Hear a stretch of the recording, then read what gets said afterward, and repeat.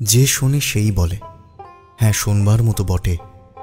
বিশেষ করে আমার মেজো মামা, তার মুখে কোনো কিছুর এমন উচ্ছ্বসিত প্রশংসা আমি খুব কম শুনেছি।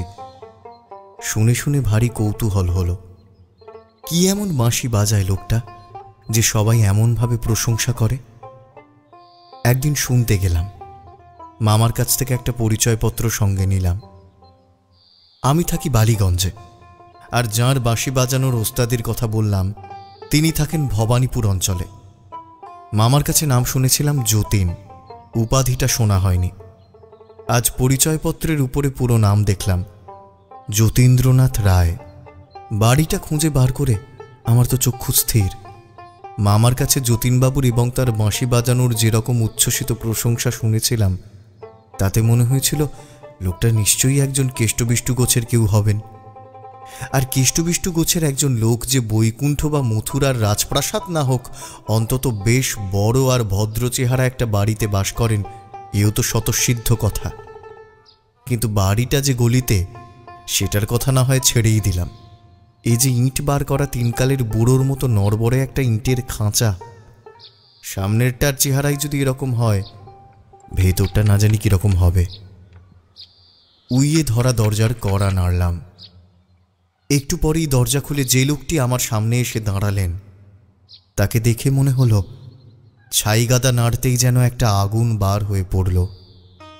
খুব রোগা, গায়ের রঙও অনেকটা ফ্যাকাশে হয়ে গেছে। তবু একদিন চেহারাখানা কিরকম ছিল অনুমান করা শক্ত নয়। এখনো যা আছে অপূর্ব। বয়স 40-এর কাছাকাছি বা কিছু কম। মলিন হয়ে আসা গায়ের রং অপূর্ব, শরীরের গড়ন অপূর্ব, মুখের চেহারা অপূর্ব, আর সব মিলিয়ে যে রূপ তাও অপূর্ব। সবচেয়ে অপূর্ব চোখ দুটি, চোখে চোখে চাইলে যেন নেশা লেগে যায়। পুরুষেরও তাহলে সৌন্দর্য থাকে। ইট বার করা নোনা ধরা দেয়াল আর উইয়ে ধরা দরজা, তার মাঝখানে লোকটিকে দেখে আমার মনে হলো ভারী সুন্দর একটা ছবিকে যেন অতি বিশ্রী একটা ফ্রেমে বাঁধিয়েছে। আমি ছাড়া তো বাড়িতে কেউ নেই, সুতরাং আমাকেই চান। কিন্তু কি চান? আমার মুগ্ধ চিত্তে কে যেন একটা ঘা দিল। কি বিশ্রী গলার স্বর, কর্কশ। কথাগুলো মোলায়েম, কিন্তু লোকটার গলার স্বর শুনে মনে হলো যেন আমায় গালাগাল দিচ্ছে। ভাবলাম নির্দোষ সৃষ্টি বিধাতার কুষ্ঠিতে লেখে না। এমন চেহারায় ওই গলা, সৃষ্টিকর্তা যত বড় কারিগর হন, কোথায় কি মানায় সে জ্ঞানটা তার একদম নেই। বললাম, আপনার নাম তো যতীন্দ্রনাথ রায়, আমি হরেনবাবুর ভাগ্নে। পরিচয়পত্রখানা বাড়িয়ে দিলাম। এক নিঃশ্বাসে পড়ে বললেন, সুরেশ নিবাস।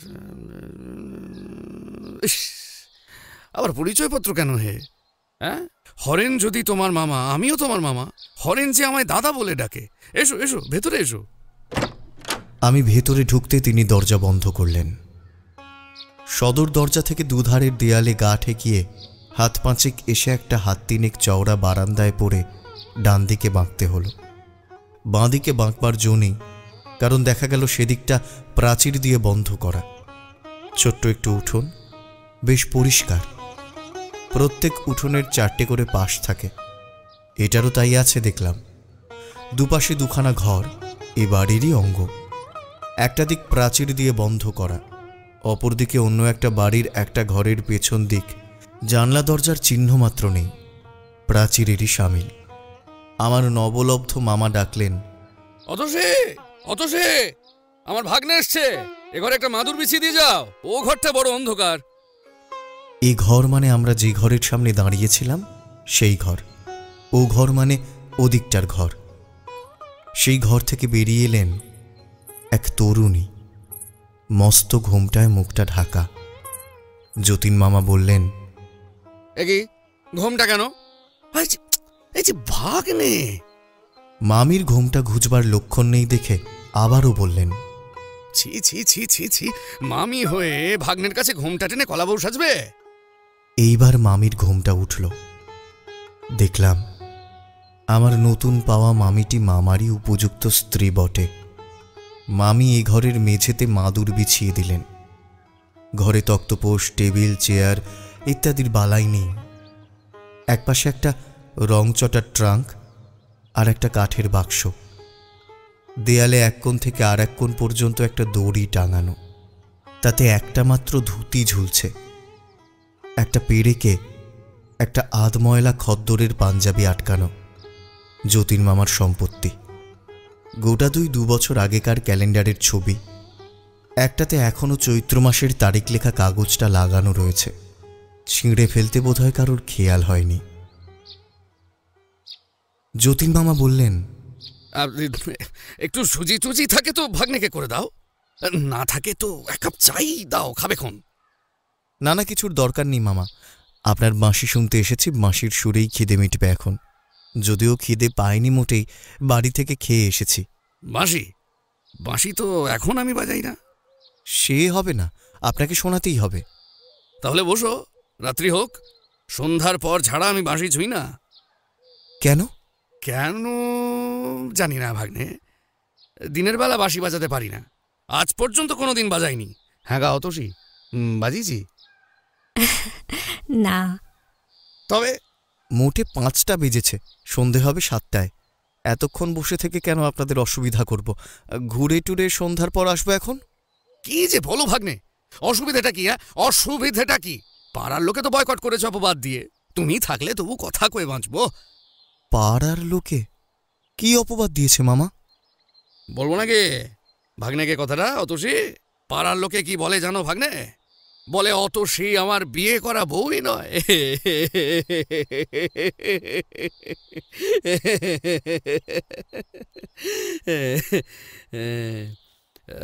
লক্ষ্মী ছাড়া বজ্জাত লোক পাড়ায়, বুঝলে ভাগ্নে, লক্ষ্মী ছাড়া। আরে বাবা, রীতিমতো দলিল আছে বিয়ের, কেউ কি তা দেখতে চাইবে? চাইবে চাইবে যত সব। কি যাতা বলছো?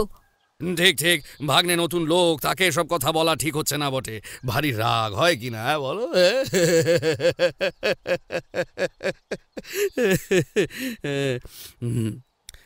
এই তোমরা যে কেউ কারোর সঙ্গে কথা বলছো না গো? কি কথা বলবো? এই নাও, কি কথা বলবে তাও কি আমায় বলে দিতে হবে নাকি?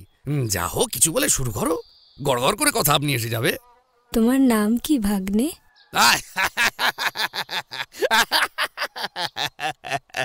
এই তো এবার ভাগ্নে, পাল্টা প্রশ্ন করো, পাল্টা প্রশ্ন করো। আজ কি রাঁধবে মামি? প্রশ্ন করো প্রশ্ন করো প্রশ্ন করো, ব্যাস খাসা আলাপ জমে যাবে তো। এই এই এই এই তোমার আরম্ভটি কিন্তু বেশ হয়েছে অতসী। হ্যাঁ, মামির মুখ লাল হয়ে উঠল। আমি বললাম, অমন বিশ্রী প্রশ্ন আমি কখনো করব না মামি, আপনি নিশ্চিন্ত থাকুন। আমার নাম সুরেশ। সুরেশ? হ্যাঁ, সুরেশ কিনা সুরের রাজা, তাই সুর শুনতে এত আগ্রহ কি? নয় ভাগ্নে বলো, নয় নয় নয় ভাগ্নে বলো।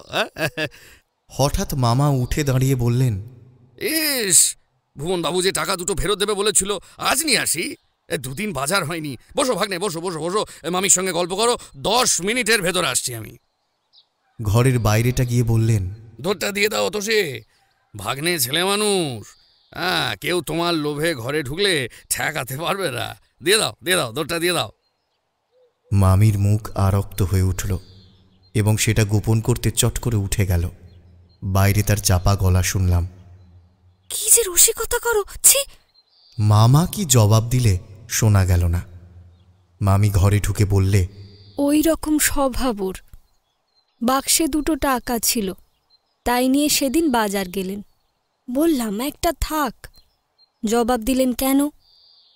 রাস্তায় ভুবনবাবু চাইলে টাকা 2টি তাকে দিয়ে খালি হাতে ঘরে ঢুকলে। আশ্চর্য লোক তো। ওই রকমই। আর দেখো ভাই, ভাই নয়, ভাগ্নে। তাও তো বটে, আগে থাকতেই যে সম্পর্ক পাতিয়ে বসে আছো। ওর ভাগ্নে না হয়ে আমার ভাই হলেই বেশি ভালো হতো, কিন্তু সম্পর্ক নতুন করে পাতো না। এখনো 1 ঘন্টাও হয়নি, জমাট বাঁধেনি। কেন? মামি ভাগ্নে বেশ তো সম্পর্ক।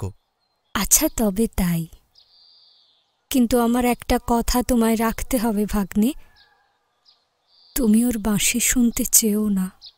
তার মানে মাসি শুনতেই তো এলাম। তোমাদের একটু শখ মেটাবার জন্য উনি আত্মহত্যা করছেন, দেখতে পাও না? রোজ তোমরা একজন না একজন এসে বাঁশি শুনতে চাইবে। রোজ গলা দিয়ে রক্ত পড়লে মানুষ কদিন বাঁচে? রক্ত? রক্ত নয়, দেখবে। কথাটা বলে মামি চলে গেল। ফিরে এলো একটা গামলা হাতে করে। গামলার ভেতরে জমাট বাঁধা খানিকটা রক্ত। কাল উঠেছিল, ফেলতে মায়া হচ্ছিল, তাই রেখে দিয়েছি। রেখে কোনো লাভ নেই জানি, তবু। জানতাম না মামি, জানলে কখনো শুনতে চাইতাম না। ইস, এই জন্যই মামার এত শরীর খারাপ। কিছু মনে করো না ভাগ্নে, অন্য কারুর সঙ্গে তো কথা কই না, তাই তোমাকেই গায়ের ঝাল মিটিয়ে বলে দিলাম। তোমার আর কি দোষ, আমার অদৃষ্ট। এত রক্ত পড়ে তবু মামা বাঁশি বাজান? হ্যাঁ, পৃথিবীর কোনো বাধাই ওর বাঁশি বাজানো বন্ধ করতে পারবে না।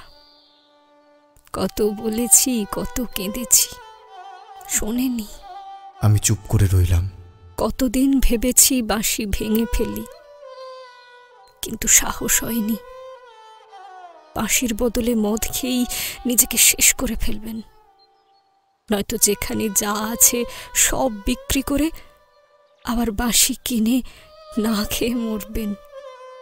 মামির শেষ কথাগুলো যেন গুমড়ে গুমড়ে কেঁদে ঘরের চারদিকে ঘুরে বেড়াতে লাগলো। আমি কথা বলতে গেলাম, কিন্তু ফুটল না। অথচ ওই একটা ছাড়া আমার কোনো কথাই উনি ফেলেন না। আগে আকণ্ঠ মদ খেতেন, বিয়ের পরে যেদিন মিনতি করে মদ ছাড়তে বললাম, সেদিন থেকে ও জিনিস ছুঁয়েও দেখেননি। কিন্তু বাঁশির বিষয়ে কোনো কথাই যে শোনেন না। আমি বলতে গেলাম, মামি মামি বোধহয় শুনতেই পেল না, বলে চলল। একবার বাঁশি লুকিয়ে রেখেছিলাম, সে কি ছটফট করতে লাগলে যেন ওর সর্বস্ব কোথাও হারিয়ে গেছে।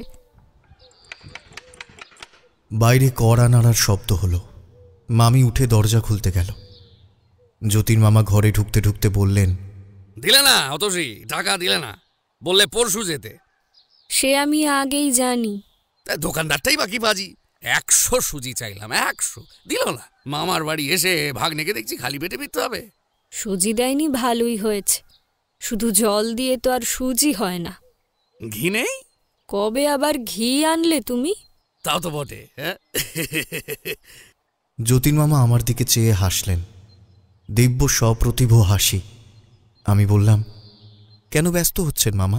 খাবারের কিছু দরকার নেই, ভাগ্নের সঙ্গে অত ভদ্রতা করতে নেই। বসো তোমরা, আমি আসছি। কোথায় গো? বারান্দা থেকে জবাব এলো, আসছি। মিনিট 15 পরে মামি ফিরল। দুহাতে দুখানা রেকাবিতে গোটা 4 রসগোল্লা আর গোটা 2 সন্দেশ। এই কোত্থেকে জোগাড় করলে গো? একটা রেকাবি টেনে নিয়ে একটা রসগোল্লা মুখে তুললেন। অন্য রেকাবিটা আমার সামনে রাখতে রাখতে মামি বললে, তা নিয়ে তোমার দরকার কি? কিচ্ছু না, কিচ্ছু না। খিদেটা যা পেয়েছে না, ডাকাতি করেও যদি এনে থাকো কিচ্ছু দোষ হয়নি। স্বামীর প্রাণ বাঁচাতে সাধ্যি অনেক কিছুই পারে, অনেক কিছুই করে। আমি কুণ্ঠিত হয়ে বলতে গেলাম, কেন মিথ্যে? আবার যদি ওসব বলতে শুরু করো ভাগ্নে, আমি কেঁদে ফেলবো। আমি নিঃশব্দে খেতে আরম্ভ করলাম। মামি ও ঘর থেকে 2 এনামেলের গ্লাস এনে জল দিলেন। প্রথম রসগোল্লাটা গিলেই মামা বললেন,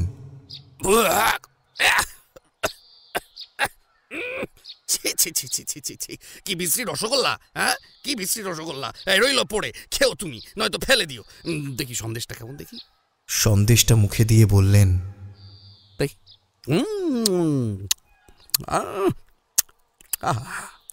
এ জিনিসটা ভালো, ভালো মানে এটা খুবই ভালো।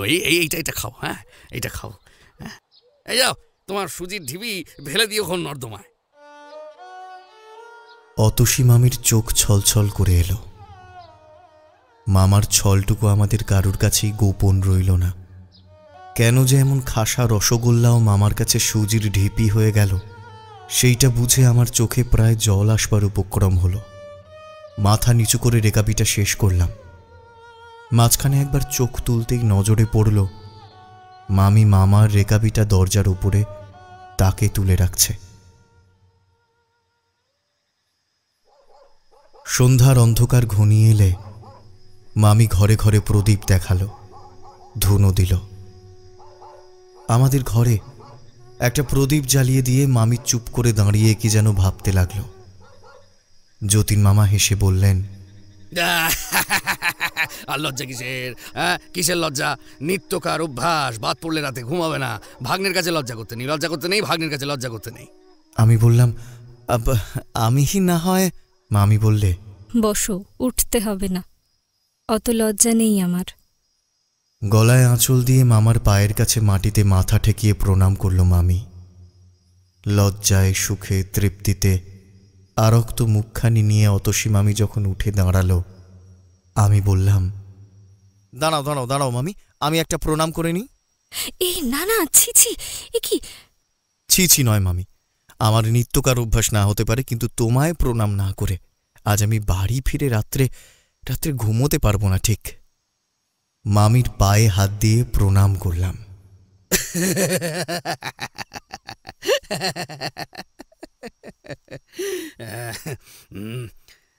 দেখো তো ভাগ্নের কাণ্ড। ভক্তি হয়েছে গো, ভক্তি ভক্তি। সকাল সন্ধ্যা স্বামীকে প্রণাম করো জেনে শ্রদ্ধা হয়েছে বেটার। কি যে বলো। মামি ওখান থেকে পালিয়ে গেল, বারান্দা থেকে বলে গেল, আমি রান্না করতে গেলাম। এইবার এইবার বাঁশি শোনো। থাকে কাজ নেই মামা, শেষে আবার রক্ত পড়তে আরম্ভ করবে।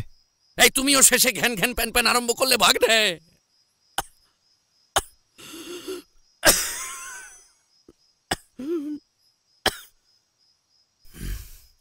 রক্ত পড়বে তো কি হয়েছে? হ্যাঁ, তুমি শুনলেও আমি বাজাবো, না শুনলেও আমি বাজাবো। খুশি হয় রান্নাঘরে মামির কাছে বসে কানে আঙুল দিয়ে থাকো, কে যাও। বাঁশি বাজাবো আমি, আমি বাঁশি বাজাবো। কাঠের বাক্সটা খুলে বাঁশির কাঠের কেসটা বার করলেন, নিজেই বারান্দায় মাদুরটা তুলে এনে বিছিয়ে নিলেন। বারান্দায় চলো, এ ঘরে বড় শব্দ হয়। দেয়ালে ঠেস দিয়ে বসে বাঁশিটা মুখে তুললেন।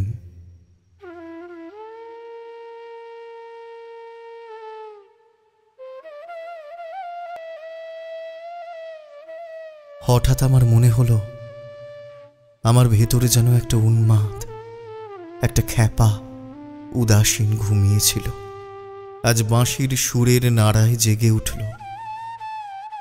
বাঁশির সুর এসে লাগে কানে, কিন্তু আমার মনে হলো বুকের তলেও যেন সাড়া পৌঁছেছে।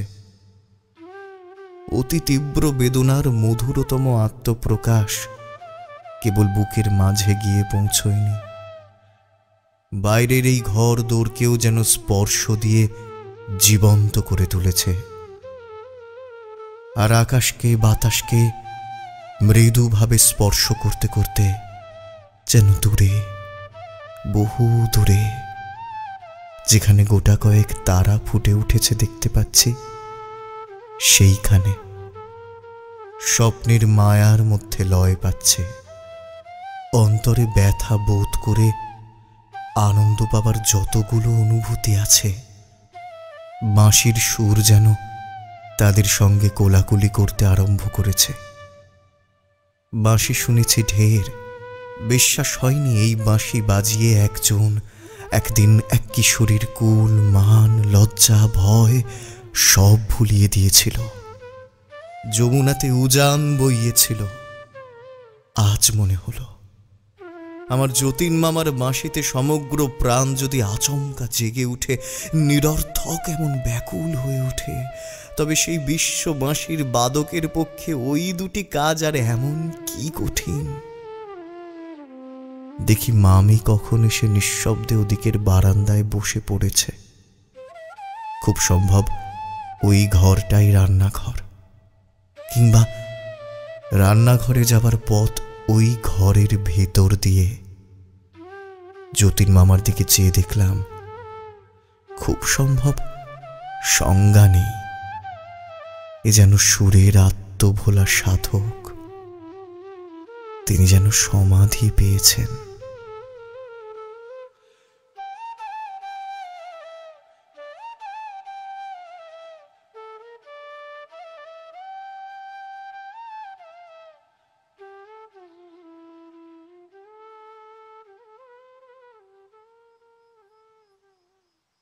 কতক্ষণ বাঁশি চলেছিল ঠিক মনে নেই, বোধ হয় ঘণ্টা দেড়েক হবে। হঠাৎ একসময় বাঁশি থামিয়ে যতীন মামা ভয়ানক কাশতে আরম্ভ করলেন।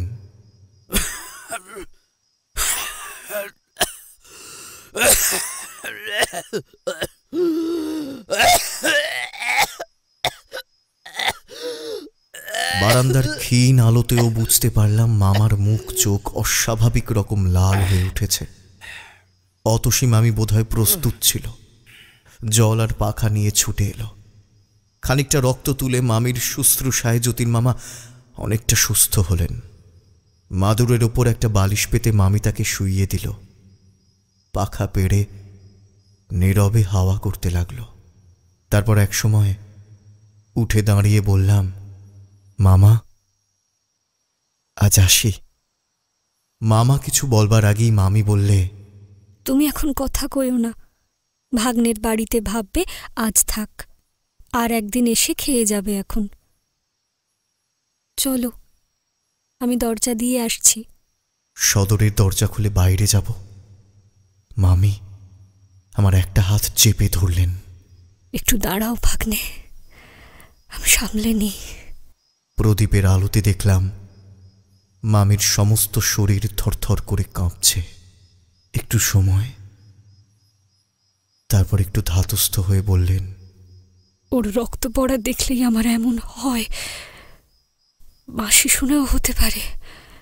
আচ্ছা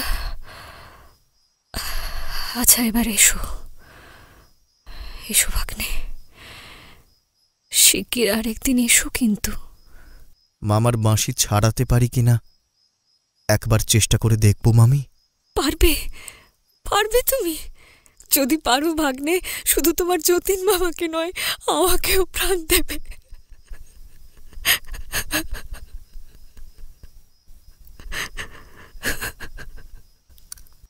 রাস্তায় নামলাম, বললাম, মামি খিলটা লাগিয়ে দাও। কেবলই মনে হয় নেশাকে মানুষ এত বড় দাম দেয় কেন? লাভ কি? এই যে যতীন মামা পলে পলে জীবন উৎসর্গ করে সুরের জাল বুনবার নেশায় মেতে যান, মানি তাতে আনন্দ আছে। যে সৃষ্টি করে তারও, যে শোনে তারও। কিন্তু এত চড়া মূল্য দিয়ে সেই আনন্দ কিনতে হবে? এই যে স্বপ্ন সৃষ্টি, এ তো ক্ষণিকের। যতক্ষণ সৃষ্টি করা যায় শুধু ততক্ষণ এই স্থিতি। তারপর বাস্তবের কঠোরতার মাঝে এ স্বপ্নের চিহ্নও তো খুঁজে পাওয়া যায় না। এ নিরর্থক মায়া সৃষ্টি করে নিজেকে ভোলাবার প্রয়াস কেন?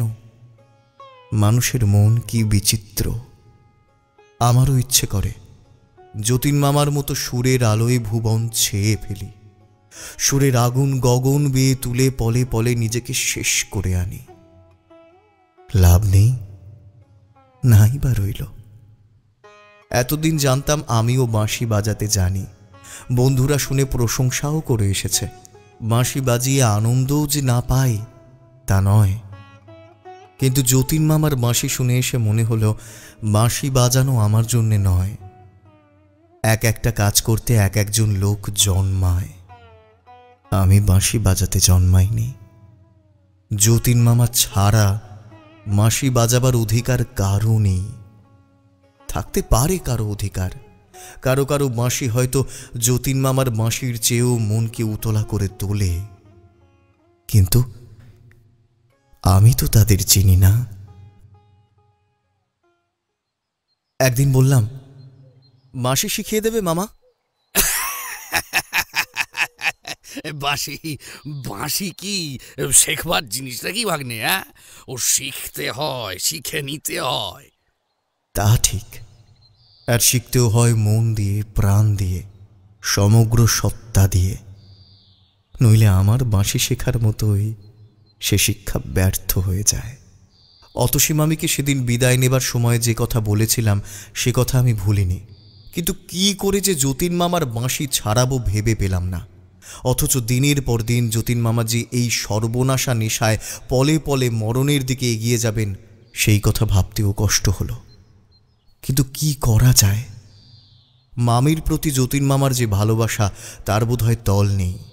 মামির কান্নাই যখন ঠেলেছেন তখন আমার সাধ্য কি তাকে ঠেকিয়ে রাখি। একদিন বললাম, মামা আর বাঁশি বাজাবেন না। যতীন মামা চোখ বড় বড় করে বললেন, বাঁশি বাজাবো না? বলো কি ভাগ্নে, তাহলে বাঁচবো কি করে? গলা দিয়ে রক্ত উঠছে, মামি কত কাঁদে। তা আমি কি করবো? একটু আধটু কাঁদা ভালো। অতসী, অতসী! মামি এলো। কান্না কি জন্যে শুনি? কান্না কি জন্যে শুনে? বাঁশি ছেড়ে দিয়ে আমায় মরতে বলো নাকি? তাতে কান্না বাড়বে, বই কমবে না। মামি ম্লান মুখে চুপ করে দাঁড়িয়ে রইল। এই জানো ভাগ্নে, এই অতসীর জ্বালায় আমার বেঁচে থাকা ভার হয়ে উঠেছে। কোত্থেকে উড়ে এসে জুড়ে বসলেন, নড়বার নাম নেই। ওর ভার ঘাড়ে না থাকলে বাঁচি বগলে মনের আনন্দে দেশে বিদেশে ঘুরে বেড়াতে পারতাম। হ্যাঁ হ্যাঁ, বলো পারতাম না? হ্যাঁ, বেড়ানো টেড়ানো সব তো মাথায় উঠেছে আমার। হ্যাঁ, যাও না বেড়াতে, আমি ধরে রেখেছি। রাখনি রাখনি তুমি ধরে আমাকে? বলে যতীন মামা এমনিভাবে চাইলেন যেন নিজের চোখে তিনি অতসী মামিকে খুন করতে দেখেছেন, আর মামি এখনই তাঁর সম্মুখেই সে কথা অস্বীকার করছে। মামির চোখে জল এলো, অশ্রু জড়িত কণ্ঠে বললে, এমন করো তো আমি একদিন। মামা একেবারে জল হয়ে গেলেন। আমার সামনেই মামির হাত ধরে কোঁচার কাপড় দিয়ে তাঁর চোখ মুছিয়ে দিয়ে বললেন, আহা, অতসী, অতসী, আমি ঠাট্টা করছিলাম। আমি ঠাট্টা করছিলাম অতসী, সত্যি বলছি অতসী, আমি ঠাট্টা করছিলাম। চট করে হাত ছাড়িয়ে মামি চলে গেল। আমি বললাম, কেন মিথ্যে চটালেন মামিকে? চটেনি, লজ্জায় পালালো। কিন্তু একদিন যতীন মামাকে বাঁশি ছাড়তে হলো। মামি ছাড়ালো। মামির একদিন হঠাৎ টাইফয়েড জ্বর হলো। সেদিন বুঝি জ্বরের 17 দিন। সকাল 9টা বাজে। মামি ঘুমুচ্ছে, আমি তার মাথায় আইস ব্যাগটা চেপে ধরে আছি। যতীন মামা একটা টুলে বসে ম্লান মুখে চেয়ে আছেন। রাত্রি জেগে তার শরীর আরো শীর্ণ হয়ে গেছে, চোখ দুটো লাল হয়ে উঠেছে, মুখে খোঁচা খোঁচা দাড়ি, চুল উস্কো খুস্কো। হঠাৎ টুল ছেড়ে উঠে মামার ট্রাঙ্কটা খুলে বাঁশিটা বার করলেন। আজ 17 দিন এটা বাক্সেই বন্ধ ছিল। মামা, বাঁশি কি হবে মামা? ছেঁড়া পামশুতে পা ঢোকাতে ঢোকাতে মামা বললেন, এই বেঁচে দিয়ে আসবো। তার মানে? তার মানে ডাক্তার বসকে আর একটা কল দিতে হবে। মাসি থাক, আমার কাছে টাকা আছে। প্রত্যুত্তরে শুধু একটু হেসে যতীন মামা পেরেকে টাঙানো জামাটা টেনে নিলেন। যদি দরকার পড়ে ভেবে পকেটে কিছু টাকা এনেছিলাম, মিথ্যা চেষ্টা। আমার মেজো মামা কতবার কত বিপদে যতীন মামাকে টাকা দিয়ে সাহায্য করতে চেয়েছেন, যতীন মামা একটি পয়সা নেননি। বললাম, কোথাও যেতে হবে না মামা, আমি কিনবো বাঁশি। মামা ফিরে দাঁড়ালেন, বললেন, তুমি কিনবে ভাগ্নে? এটা বেশ তো। কত দাম? ওই তো 135-এ কিনেছি, 100 টাকায় দেবো। বাঁশি ঠিক আছে, কেবল সেকেন্ড হ্যান্ড, এই যা। আপনি না সেদিন বলেছিলেন মামা, এরকম বাঁশি খুঁজে পাওয়া দায়, অনেক বেছে আপনি কিনেছেন। আমি 135 দিয়েই ওটা কিনবো। তা কি হয়, পুরনো জিনিস। আমাকে কি জোচ্চোর পেলেন মামা? আপনাকে ঠকিয়ে কম দামে আমি বাঁশি কিনবো? পকেটে 10 টাকার 3টে নোট ছিল, বার করে মামার হাতে দিয়ে বললাম, 30 টাকা আগাম নিন, বাকি টাকাটা বিকেলে নিয়ে আসবো। যতীন মামা কিছুক্ষণ স্তব্ধভাবে নোটগুলোর দিকে চেয়ে রইলেন। তারপর বললেন, আচ্ছা। আমি অন্যদিকে মুখ ফিরিয়ে নিলাম। যতীন মামার মুখের ভাবটা দেখবার সাহস আমার হলো না। যতীন মামা ডাকলেন, ভাগ্নে। ফিরে তাকালাম। খুব বেশি কষ্ট হচ্ছে ভেবো না, বুঝলে ভাগ্নে? আমার চোখে জল এলো।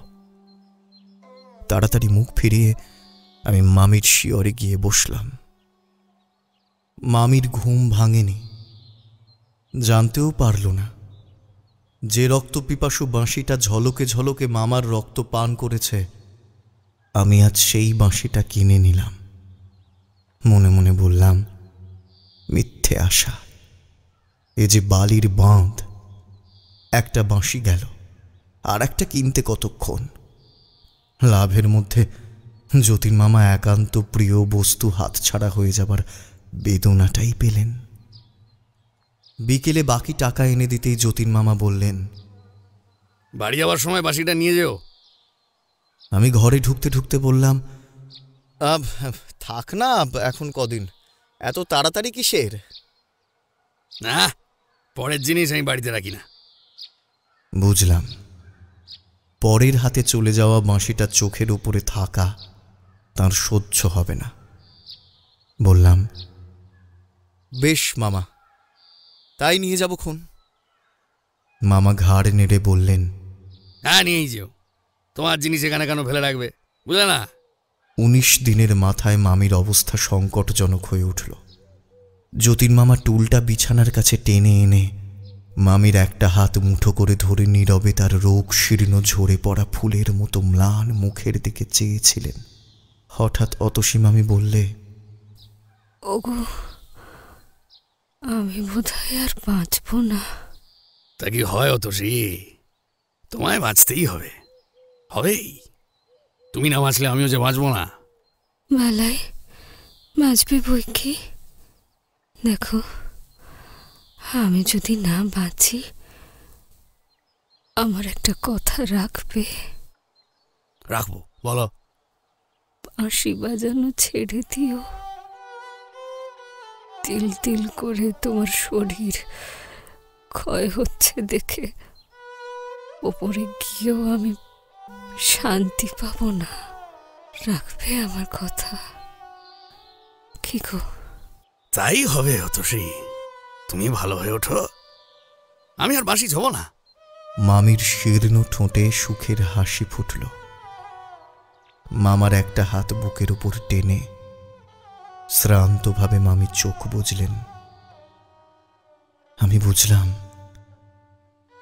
যতীন মামা আজ তার রোগ সজ্জাগতা অতসীর জন্য কত বড় ত্যাগ করলেন। অতি মৃদু স্বরে উচ্চারিত ওই কটা কথা, তুমি ভালো হয়ে ওঠো, আমি আর বাঁশি ছোব না।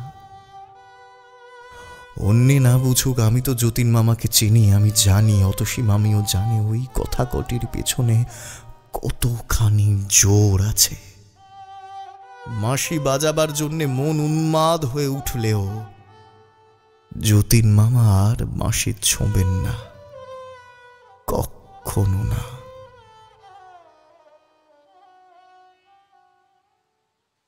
শেষ পর্যন্ত মামি ভালো হয়ে উঠল। যতীন মামার মুখে হাসি ফুটল। মামি যেদিন পথ্য পেল সেদিন হেসে মামা বললেন, কি গো, বাঁচবে না বললে? হ্যাঁ, অমনি মুখের কথা কি না? যে চাঁড়াল খুড়োর কাছ থেকেই তোমায় ছিনিয়ে এনেছি, জম বেটা তো ভালো মানুষ। চাঁড়াল খুঁড়োটা আবার কি মামা? তুমি জানো না বুঝি? শেখ দ্বিতীয় মহাভারত। গুরু নিন্দা করো না। গুরু নিন্দা কি? গুরুতর নিন্দা করবো? ভাগ্নেকে দেখাও না, দেখো দেখো অতসী, অতসী তোমার পিঠটা দেখাও, পিঠের দাগটা দেখাও, দেখাও। মামি বাধা দেওয়া সত্ত্বেও মামা ইতিহাসটা শুনিয়ে দিলেন। এই নিজের খুড়ো নয়, বাপের পিস্তুত ভাই। মা বাবাকে হারিয়ে 17 বছর বয়স পর্যন্ত ওই খুড়োর কাছে অতসী ছিল। অত বড় মেয়ে, তাকে কিল চড় লাগাতে খুঁড়োটির বাঁধতো না? আনুষঙ্গিক অন্য শব্দ ছিলই। খুড়োর মেজাজের একটি অক্ষয় চিহ্ন আজ পর্যন্ত তোমার মামির পিঠে আছে। তা আমি তখন পাশের বাড়িতেই বাঁশি বাজাই আর আকণ্ঠ মদ গিলি। প্রায় খুড়োর গর্জন আর অনেক রাতে মামির চাপা কান্নার শব্দে আমার নেশা ছুটে যেত। নিতান্ত চোটে একদিন মেয়েটাকে নিয়ে পালালাম এবং বিয়ে করে ফেললাম। মামার ইতিহাস বলা শেষ হলে অতসী মামি ক্ষীণ হাসি হেসে বললেন, তখন কি জানি মদ খায়, তাহলে কখনো আসতাম না। তখন কি জানি তুমি মাথার রতন হয়ে আঠার মতো লেপটে থাকবে, তাহলে কখন উদ্ধার করতাম না। আর মদ মদ কি গো? হ্যাঁ হ্যাঁ, মদ না খেলে কি এক ভদ্রলোকের বাড়ি থেকে মেয়ে চুরি করার মতো বিশ্রী কাজটা করতে পারতাম? বলো বলো, করতে পারতাম গো? হ্যাঁ, আমি ভেবেছিলাম বছর খানেক। যাও, চুপ করো, ভাগ্নের সামনে যাতা বকো না। মাস 2 পরের কথা। কলেজ থেকে শটান যতীন মামার ওখানে হাজির হলাম। দেখি জিনিসপত্র যা ছিল বাঁধা ছাদা হয়ে পড়ে আছে। অবাক হয়ে প্রশ্ন করলাম, এসব কি মামা? দেশে যাচ্ছি। দেশে? দেশ আবার আপনার কোথায়? আমার কি একটা দেশ নেই ভাগ্নে? 500 টাকায় জমিদারি আছে দেশে, খবর রাখো। হয়তো জন্মের মতো তোমাদের ছেড়ে গেলাম ভাগ্নে। আমার অসুখের জন্যই এটা হলো। তোমার অসুখের জন্য? তার মানে? তার মানে বাড়িটা বিক্রি করে দিয়েছি। যিনি কিনেছেন পাশের বাড়িতেই থাকেন, মাঝখানের প্রাচীরটা ভেঙে 2টো বাড়ি এক করে নিতে ব্যস্ত হয়ে পড়েছেন। এত কাণ্ড করলে মামা, আমাকে একবার জানালে না পর্যন্ত? কবে যাওয়া ঠিক হলো? বাঁধা বিছানা আর তালাবন্ধ বাক্সের দিকে আঙুল বাড়িয়ে মামা বললেন, আজ রাত্রে ঢাকা মেলে রওনা দেবো। আমরা বাঙাল হে ভাগ্নে, জানো না বুঝি? মামা হাসলেন। অবাক মানুষ, এমন অবস্থায় হাসিও আসে। গম্ভীরভাবে উঠে দাঁড়িয়ে বললাম, আচ্ছা আসি যতীন মামা, আসি মামি। বলে দরজার দিকে অগ্রসর হলাম। অতসী মামি উঠে এসে আমার হাতটা চেপে ধরলেন। লক্ষ্মী ভাগ্নে, রাগ করো না। আগে থাকতে তোমায় খবর দিয়ে লাভ কিছু ছিল না, কেবল মনে ব্যথা পেতে। যে ভাগ্নে তুমি, কত কি হাঙ্গামা বাঁধিয়ে তুলতে, ঠিক আছে কিছু? আমি ফিরে গিয়ে বাঁধা বিছানাটার উপরে বসলাম। আজ যদি না আসতাম একটা খবরও তো পেতাম না। কাল এসে দেখতাম বাড়ি ঘর সমস্ত খাঁ খাঁ করছে। আরে রাম, তোমায় না বলে কি যেতে পারি? দুপুরবেলা সেনের ডাক্তারখানা থেকে ফোন করে দিয়েছিলাম তোমাদের বাড়িতে। কলেজ থেকে বাড়ি ফিরলেই খবর পেতে। বাড়ি আর গেলাম না। শিয়ালদহ স্টেশনে মামা মামিকে উঠিয়ে দিতে গেলাম। গাড়ি ছাড়ার আগে কতক্ষণ সময় যে কি করে কাটল, কারো মুখেই কোনো কথা নেই। যতীন মামা কেবল মাঝে মাঝে 2-1 হাসির কথা বলছিলেন এবং হাসাচ্ছিলেনও, কিন্তু তার বুকের ভেতর যে কি করছিল সে খবর আমার অজ্ঞাত থাকেনি। গাড়ি ছাড়বার ঘণ্টা বাজলে যতীন মামা আর অতসী মামিকে প্রণাম করে গাড়ি থেকে নামলাম। এইবার যতীন মামা অন্যদিকে মুখ ফিরিয়ে নিলেন। আর বোধহয় মুখে হাসি ফুটিয়ে রাখা তার পক্ষেও সম্ভব হলো না। জানলা দিয়ে মুখ বার করে মামি ডাকলে, শোনো, তোমাকে ভাগ্নে বলি আর যাই বলি, মনে মনে জানি তুমি আমার ছোট ভাই। পারো তো একবার বেড়াতে গিয়ে দেখা করে এসো। আমাদের হয়তো আর কলকাতা আসা হবে না। জমির ভারী ক্ষতি হয়ে গেছে। যেও কেমন ভাগ্নে, যেও। মামির চোখ দিয়ে টপ টপ করে জল ঝরে পড়ল। ঘাড় নেড়ে জানালাম, যাব। মাসি বাজিয়ে গাড়ি ছাড়ল।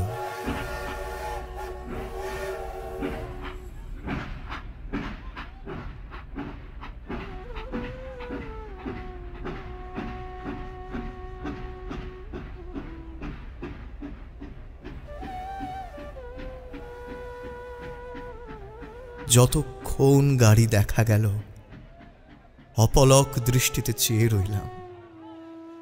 দূরের লাল সবুজ আলোক বিন্দুর ওপারে যখন একটা চলন্ত লাল বিন্দু অদৃশ্য হয়ে গেল,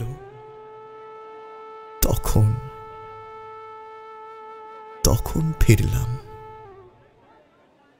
চোখের জলে দৃষ্টি তখন ঝাপসা হয়ে গেছে।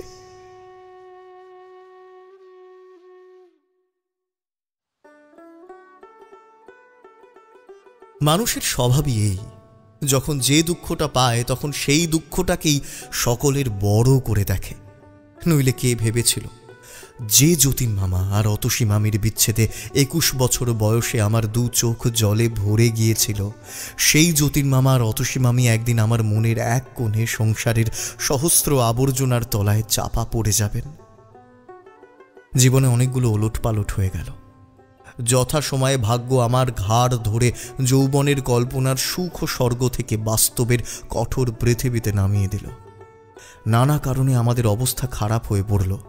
বালিগঞ্জের বাড়িটা পর্যন্ত বিক্রি করে ঋণ শোধ দিয়ে 80 টাকা মাইনের একটা চাকরি নিয়ে শ্যামবাজার অঞ্চলে ছোট একটা বাড়ি ভাড়া করে উঠে গেলাম। মার কাঁদা কাটায় গলে গিয়ে একটা বিয়েও করে ফেললাম।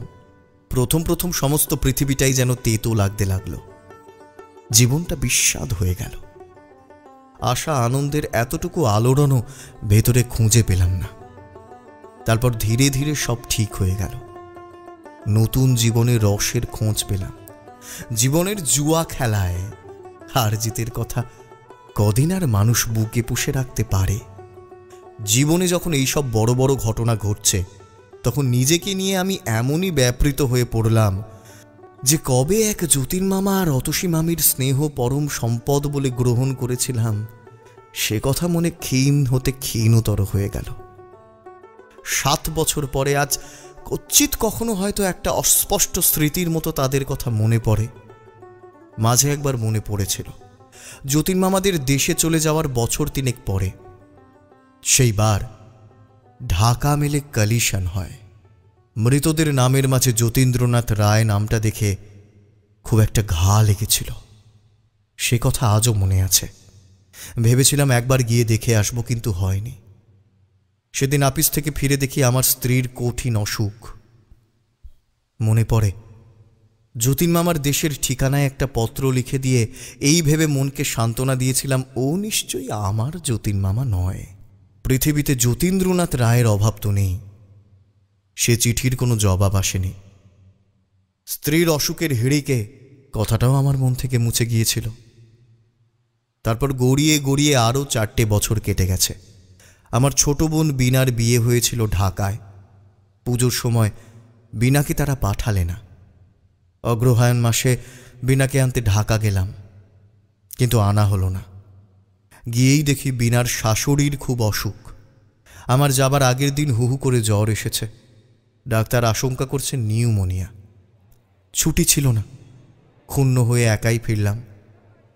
গোয়ালন্দে স্টিমার থেকে নেমে ট্রেনের একটা ইন্টারে ভিড় কম দেখে উঠে পড়লাম। 2টি মাত্র লোক। এক কোণে র্যাপার মুড়ি দেওয়া একটি স্ত্রী লোক, খুব সম্ভব এদের একজনের স্ত্রী। জিনিসপত্রের একান্ত অভাব। খুশি হয়ে একটা বেঞ্চিতে কম্বলের ওপর চাদর বিছিয়ে বিছানা করলাম। বালিশ ঠেসান দিয়ে আরাম করে বসে পা দুটো কম্বল দিয়ে ঢেকে একটা ইংরেজি মাসিক পত্র বার করে ওপেনহ্যামের ডিটেকটিভ গল্পে মনঃসংযোগ করলাম। যথা সময়ে গাড়ি ছাড়ল।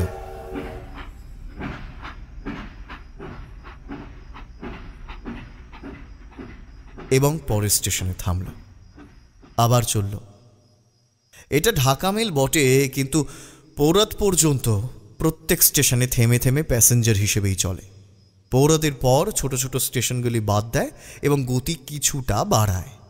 গোয়ালদের পর গোটা 3 স্টেশন পার হয়ে একটা স্টেশনে গাড়ি দাঁড়াতে ভদ্রলোক 2টি জিনিসপত্র নিয়ে নেমে গেলেন। স্ত্রী লোকটি কিন্তু তেমনিভাবে বসে রইলেন। ব্যাপার কি? একে ফেলেই দেখছি সব নেমে গেলেন। এমন অন্যমনস্ক তো কখনো দেখিনি।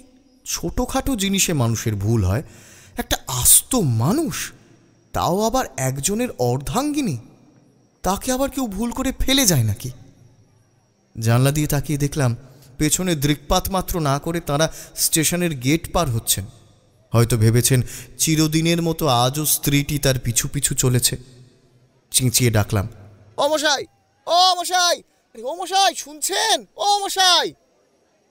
গেটের ওপারে ভদ্রলোক 2টি অদৃশ্য হয়ে গেলেন।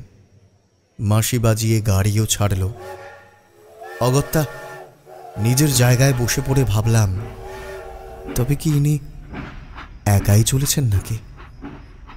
বাঙালির মেয়ে নিশ্চয়ই। র্যাপার দিয়ে নিজেকে ঢাকবার কায়দা দেখেই সেটা বোঝা যায়। বাঙালির মেয়ে এই রাত্রিবেলা নিঃসঙ্গ যাচ্ছে, তাও আবার পুরুষদের গাড়িতে। একটু ভেবে বললাম, দেখুন, শুনছেন শুনছেন? সাড়া নেই।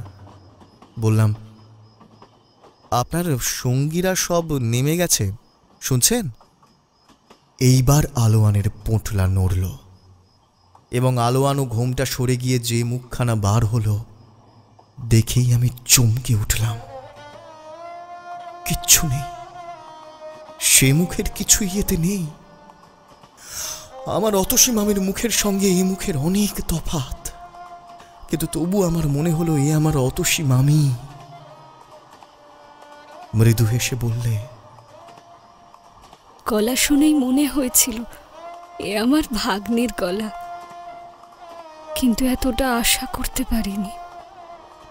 মুখ বার করতে ভয় হচ্ছিল, পাছে আশা ভেঙে যায়। মামি? অতসী মামি? খুব বদলে গেছি না? মামির সিঁথিতে সিঁদুর নেই, কাপড়ে পাড়ের চিহ্ন খুঁজে পেলাম না। 4 বছর আগে ঢাকা মিল কালিশানে মৃতদের তালিকায় একটা অতি পরিচিত নামের কথা মনে পড়ল। যতীন মামা তবে সত্যিই নেই। আস্তে আস্তে বললাম, খবরের কাগজে মামার নাম দেখেছিলাম মামি। বিশ্বাস হয়নি সে আমার যতীন মামা। একটা চিঠি লিখেছিলাম, পাওনি? না, তারপরেই আমি ওখান থেকে 2-3 মাসের জন্য চলে যাই। কোথায়? আমার এক দিদির কাছে, তোর সম্পর্কের অবশ্য। আমায় কেন একটা খবর দিলে না মামি? মামি চুপ করে রইল। ভাগ্নের কথা বুঝি মনে ছিল না? তা নয়, কিন্তু খবর দিয়ে কি হতো? যা হবার তা তো হয়েই গেল। বাঁশি ঠেকিয়ে রাখলাম, কিন্তু নিয়তিকে তো ঠেকাতে পারলাম না। তোমার মেজো মামার কাছে তোমার কথাও সব শুনেছি। আমার দুর্ভাগ্য নিয়ে তোমায় আর বিরক্ত করতে ইচ্ছে হলো না। জানি তো একটা খবর দিলেই তুমি ছুটে আসবে। চুপ করে রইলাম। বলবার কি আছে? কি নিয়েই বা অভিমান করব? খবরের কাগজে যতীন মামার নাম পড়ে একটা চিঠি লিখেই তো আমার কর্তব্য শেষ করেছিলাম। কি করছো এখন ভাগ্নে? চাকরি। এখন তুমি যাচ্ছ কোথায়? একটু পরেই বুঝবে। ছেলে পিলে কটি?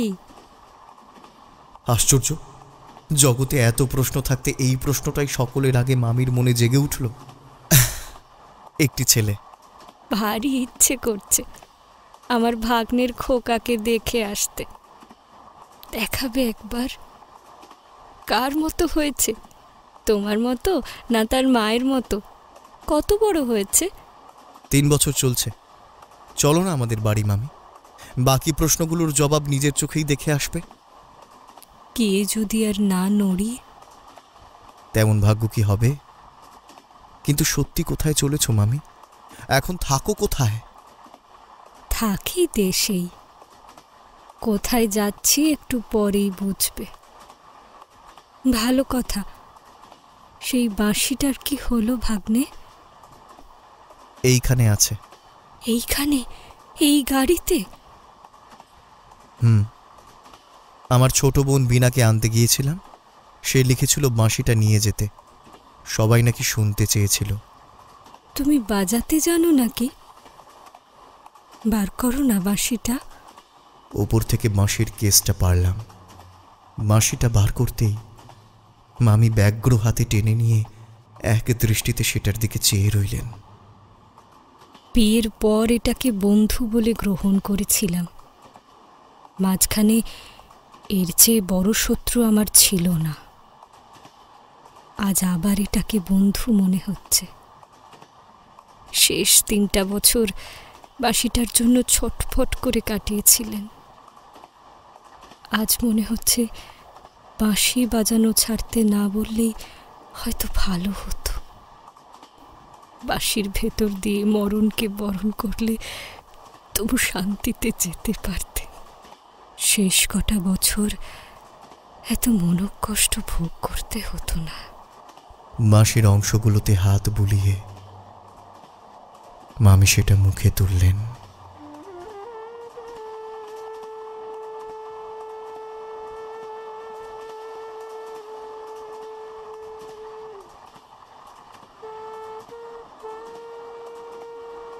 পরক্ষণে ট্রেনের ঝমঝমানি ছাপিয়ে চমৎকার বাঁশি বেজে উঠল।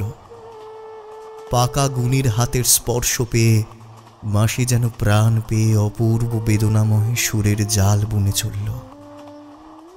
আমার বিস্ময়ের সীমা রইল না।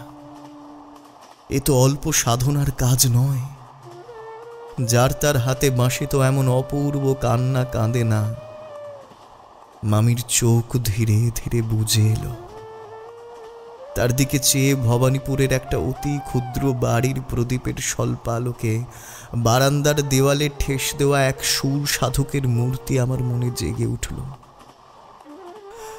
মাঝে 7-7টা বছর কেটে গেছে। যতীন মামার যে অপূর্ব বাঁশির সুর একদিন শুনেছিলাম, সে সুর মনের তলে কোথায় হারিয়ে গেছে।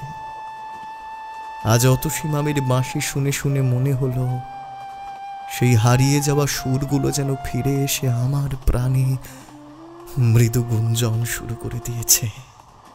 একসময় বাঁশি থেমে গেল। মামির একটা দীর্ঘশ্বাস ঝরে পড়ল। আমারও। কতক্ষণ স্তব্ধ হয়ে থেকে বললাম, এই কথাটাও গোপন রেখেছিলে মামি? বিয়ের পর শিখিয়েছিলেন। বাঁশি শিখবার কি আগ্রহই তখন আমার ছিল। তারপর যেদিন বুঝলাম বাঁশি আমার শত্রু, সেদিন থেকে আর ছুঁইনি। আজ কতকাল পরে বাজালাম। মনে হয়েছিল বুঝি ভুলে গেছি।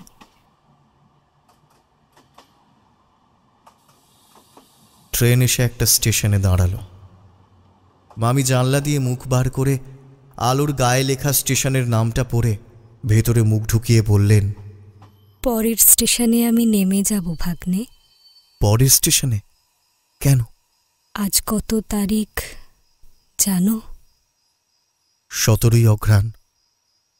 4 বছর আগে আজকের দিনে। বুঝতে পারছো না তুমি? মুহূর্তে সব দিনের আলোর মতো স্বচ্ছ হয়ে গেল। ঠিক 4 বছর আগে এই 17ই অঘ্রাণ ঢাকা মেলে কলিশন হয়েছিল। সেদিনও এমনি সময়ে এই ঢাকা মেলটির মতো সেই গাড়িটা শত শত নিশ্চিন্ত আরোহীকে পলে পলে মৃত্যুর দিকে টেনে নিয়ে যাচ্ছিল।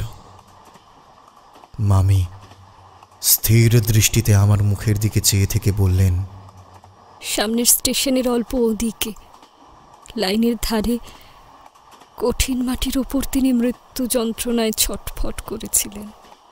প্রত্যেক বছর আজকের দিনটিতে আমি ওই তীর্থ দর্শন করতে আসি। আমার কাছে আর কোনো তীর্থের এতটুকু মূল্য নেই।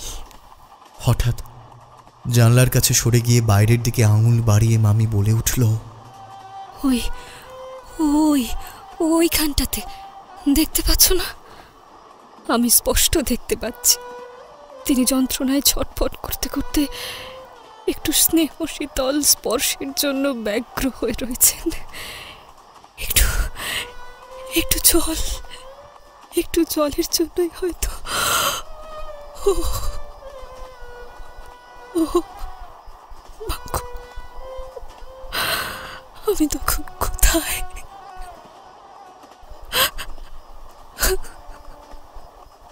কি কষ্ট!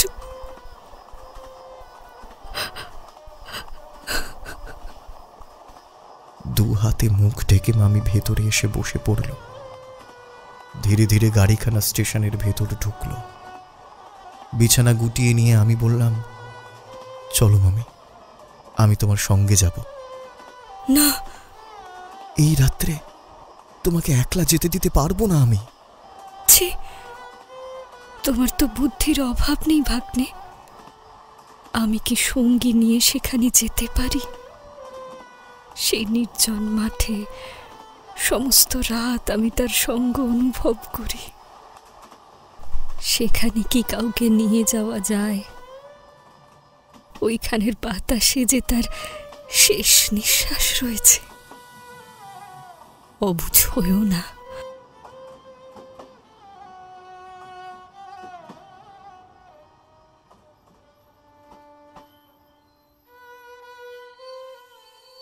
গাড়ি দাঁড়ালো। মাসিটা তুলে নিয়ে মামি বললে, এটা নিয়ে গেলাম ভাগ্নে। এটার উপর তোমার চেয়ে আমার দাবি বেশি। দরজা খুলে মামি নেমে গেলেন। আমি নির্বাক হয়ে চেয়ে রইলাম। আবার বাঁশি বাজিয়ে গাড়ি ছাড়ল। খোলা দরজাটা একটা করুণ শব্দ করে আছড়ে বন্ধ হয়ে গেল।